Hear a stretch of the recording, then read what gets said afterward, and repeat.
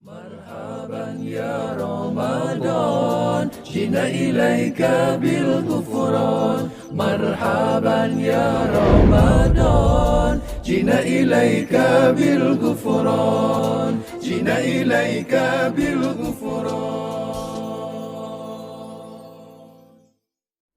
Assalamualaikum warahmatullahi wabarakatuh. Hamdan wa syukran lillah, salatan wa salaman ala rasulillah. Ashhadu an la ilaha illallah wa ashhadu anna muhammadan abduhu wa rasuluh la nabiyya ba'da.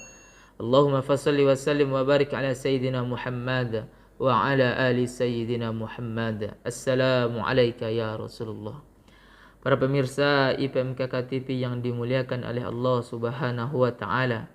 Pada pembahasan kita yang pertama dahulu, kita telah membahas perkara yang sangat penting adalah perkara iman.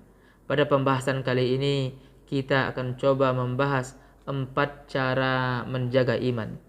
Para pemirsa yang berbahagia, yang pertama ialah jangan pernah kita meninggalkan salat. Baik kita sedang berada di dalam rumah ataupun dalam perjalanan, janganlah pernah kita meninggalkan salat. Amalan-amalan selain daripada solat, jikalau kita uzur untuk melaksanakannya, itu masih bisa dimaklumi. Berbeda dengan solat, apabila kita dengan sengaja meninggalkannya, maka kafirlah kita secara nyata.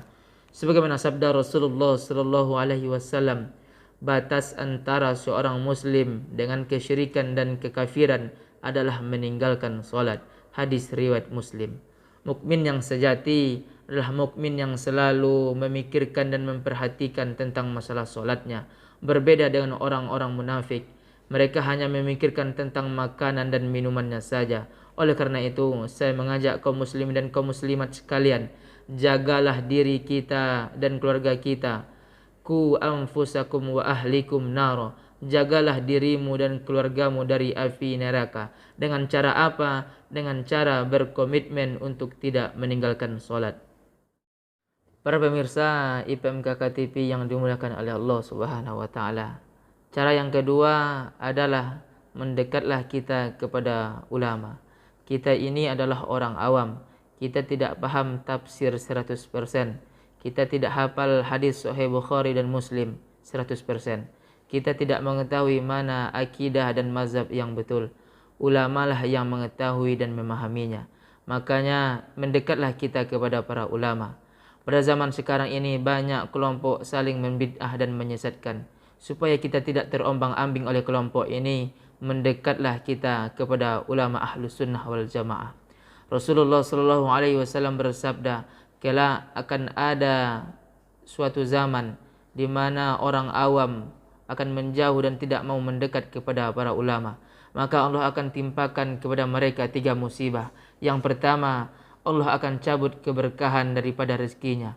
Yang kedua, musibah akan Allah kirimkan kepada mereka, yaitunya Allah akan kirim pemimpin-pemimpin yang zalim. Dan yang ketiga, musibah bagi orang-orang yang tidak mau mendekat kepada ulama, Allah akan matikan mereka dalam keadaan tidak beriman. Para pemirsa yang berbahagia, berhati-hatilah kita pada zaman sekarang. Mendekatlah kita kepada ulama Ahlus Sunnah wal Jamaah. Para pemirsa IPMKK TV yang dimuliakan oleh Allah Subhanahu wa taala. Cara yang ketiga ialah perbanyaklah zikir kepada Allah Subhanahu wa taala. Ala bi zikrillah tatma'innul qulub. Hanya dengan berzikir hati ini akan menjadi tenang. Hati ini akan menjadi mantap dan tidak akan goyah. Dari dulu iman sampai sekarang iman dan sampai kapanpun akan beriman. Dari dulu Ahlus Sunnah wal Jamaah sampai sekarang Ahlus Sunnah wal Jamaah dan sampai kapanpun akan Ahlus Sunnah wal Jamaah. Iman supaya tetap dan mantap di hati kita, maka perbanyaklah ucapan ataupun kalimat thayyibah, yaitunya la ilaha illallah. Di dalam hadis riwayat Imam Ahmad disebutkan iman di dalam hatimu bisa rusak bagaikan kain yang sering dipakai yang kena hujan dan panas, maka bisa saja dia menjadi robek dan rusak. Kata Rasulullah sallallahu alaihi wasallam, sering-seringlah memperbarui iman. Ditanya oleh para sahabat, bagaimana caranya ya Rasulullah?